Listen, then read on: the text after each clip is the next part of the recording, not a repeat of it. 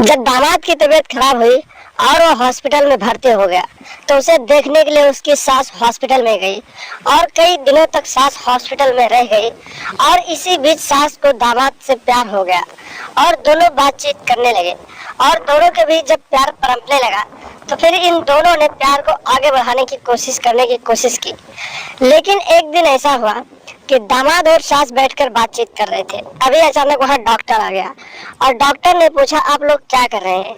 तो सास ने कहा, ये मेरे दामाद है और इनकी देख रेख करने के लिए मैं यहाँ हूँ।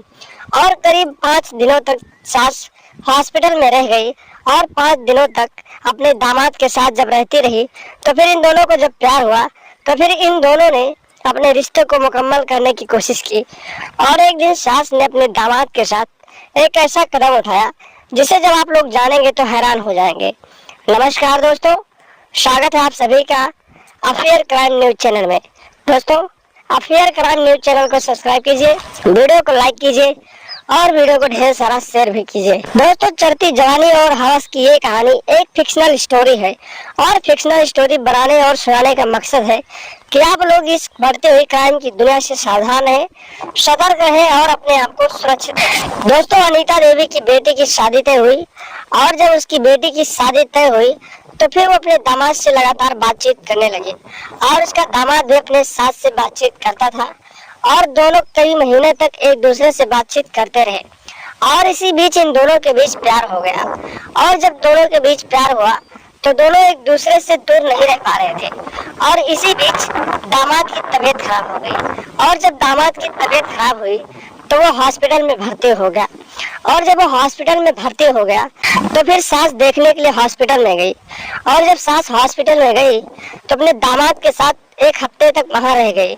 लगभग 7 दिनों तक एक साथ रहने के बाद उन दोनों के बीच प्यार और ज्यादा बढ़ गया और दोनों एक दूसरे के बिना नहीं रह पा रहे थे। तो दोनों ने सोचा कि क्यों ना हम एक ऐसी कोशिश करें जिसके बाद हम दोनों एक हो जाएं। और फिर सास अनीता भी अपने दामाद का साथ देने लगी और दोनों जब हॉस्पिटल से घर आए तो घर आने के बाद 2 दिन के बाद दोनों घर से फरार हो गए। और जब दोनों घर से फरार हुए तो दोनों की तलाश होने लगी।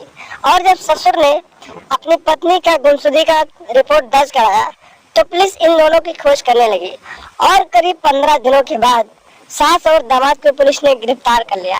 और जब पूछा गया कि आपने ये कैसे क्यों किया तो फिर सास ने कहा, दामाद मुझे अच्छा लगा और उसके बाद मुझे इससे प्यार हो गया और फिर हम दोनों एक दूसरे के साथ रहने लगे।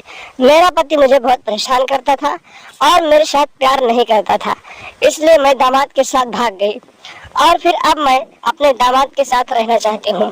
तो दोस्तों, इस दुनिया में ऐसे क्राइम अपराध होते रहते हैं। ऐसे लोगों से सावधान है, सतर्क है और कहीं भी अपने घर परिवार को ना जाने दें, क्योंकि इस तरह के हवस के पुजारी बहुत से घूमते रहते हैं।